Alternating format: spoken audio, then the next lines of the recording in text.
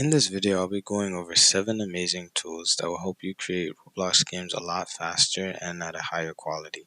If you are struggling to develop your game, this video is sure to help you out of your rut. Be sure to watch the entire video to make sure you know exactly what these tools are and how you could use them to make your next hit Roblox game. So the first thing I'm going to talk about is profile service. And so if your game is going to do any type of data saving, this is the module to go. Profile service is like easy to learn, and you don't have to really memorize anything. You could just relearn it using the API.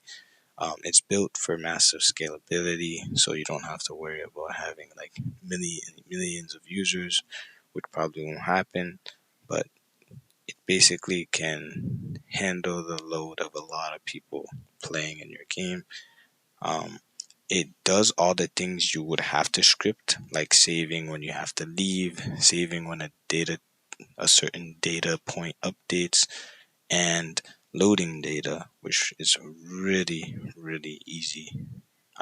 Which is really nice about the module, and it has session locking, which is a plus. So if you guys have like trading games or anything like that, you basically don't have to worry about that. And so it's also future proof, which means you'll be able to like update your game that changes the original data type without having to worry so much about like updating data, old players' data, because you have like the reconcile function, and you also have the ability to revert data as you're able to tag certain data points throughout time, which is amazing. And it basically allows you to scale your games a lot faster because you just have all that data code like inside the profile service. And since we're talking about data, let's go into replica service, which basically replicates states. And in this case, we could use it to just replicate, data. And so if you probably are using data, right, in your game, you probably found it hard to actually have the client like replicate the data and replicate it properly, especially if you have things like inventories, which can get pretty complicated. And so what replica service does is it just basically handles that, and it does that by just creating a copy of the server data onto the client, and it just basically makes the changes that happen on the server happen on the client, so that the client can also have the data readily available basically at the same exact time. And so that basically helps anyone who's struggling to set up the remote events, which can get very uh, tedious if you have a lot of data points. um, and so replica service is definitely the way to go, if especially if you're using profile service, because they go hand in hand. And so, and just by the way, replica service doesn't work just for data. It works for things like parts, properties, and things like that. And so you could scale replica service with profile service and do crazy things, because with the replica service, you're able to create a replica, which is just basically a state that gets replicated, and you can parent and child replicas to each other. And so you can already sense how powerful that could be in scaling different game systems. And so now that we're talking about replication and networking, let's go into RBXNet, which is just a multi-language networking library. But it's not too much tailored specifically for data replication on state replication as replica services. It's really just an easier, faster, and more efficient way of creating remotes that are secure through Roblox and other code.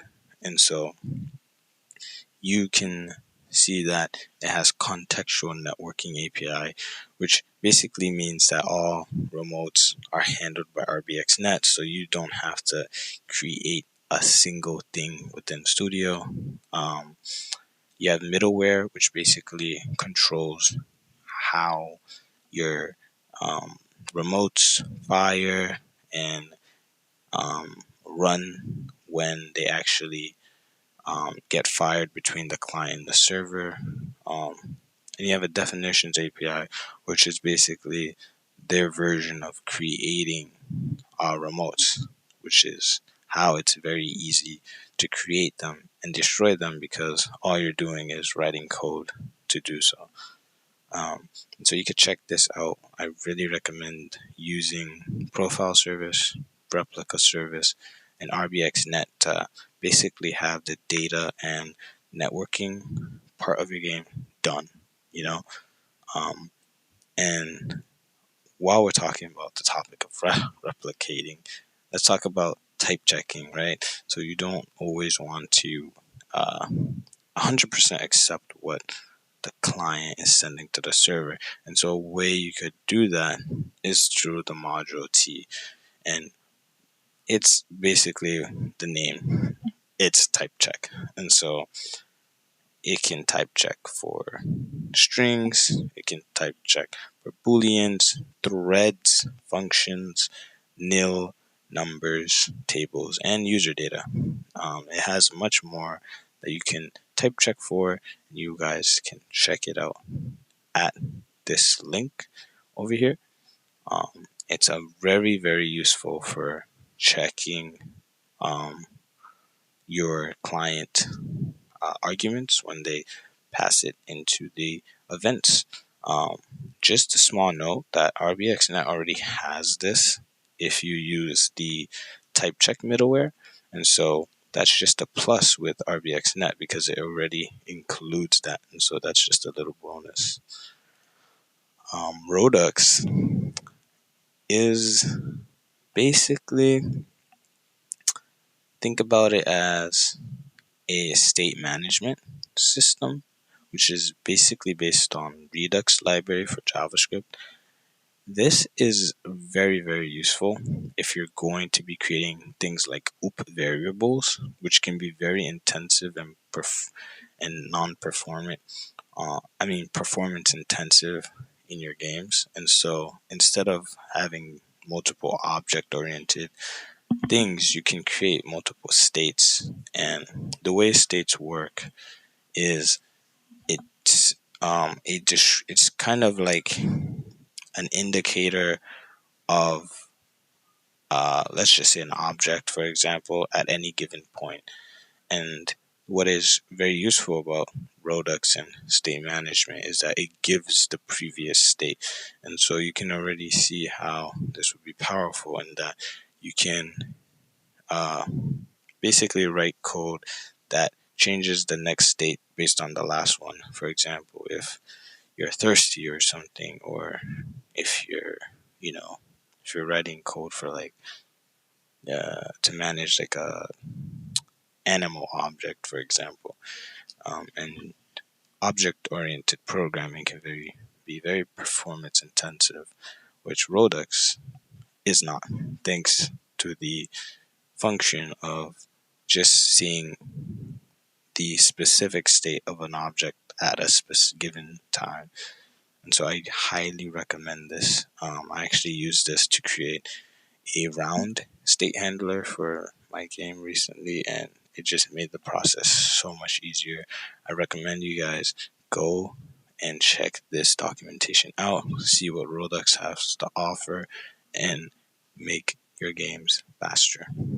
Um, Now we're going to talk about networking, but not server to client, client to server, but client to client, server to server. And so these are basically called bindables on Roblox.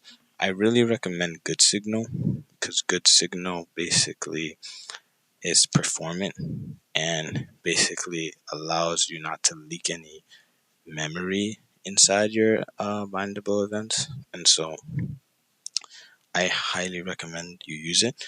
It's very easy to use and scale. For example, I've created a good signal networking module myself, which basically just creates signals and is able to connect them even if they haven't been instantiated yet or basically created. And so I recommend you guys check this out. It's really, really helpful if you want to, for example, if you're following modular code and you want to communicate between one module and another, you don't have to require it, the other module in a module, especially if it might be cyclical. And so if you're definitely running into that cyclical error when requiring modules, highly recommend Good Signal because it creates really nice networking for client to client, server to server communication. And let's talk about Zone Plus. And so Zone Plus is basically a zone handler. So if you think about things like um, doors that open when the player is getting close, like automatic opening doors, that's probably handled by Zone. If you're talking about like hitboxes, Zone could work. And so it's just like a spatial query handler, and it's very easy to use. It has amazing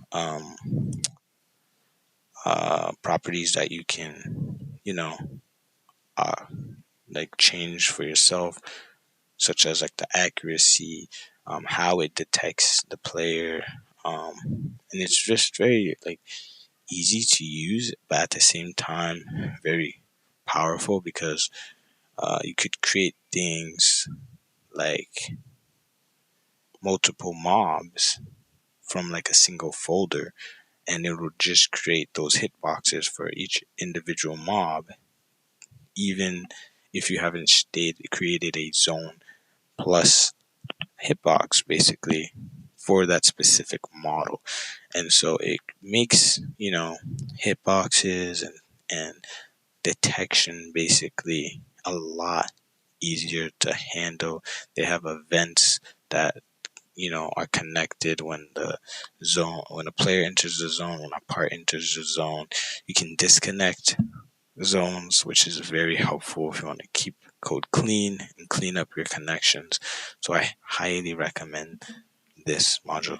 And so if you've reached the end of the video, I'd like you guys to comment down below about which module you thought was the most helpful and which one you thought you would use. And I'd see you in the next video.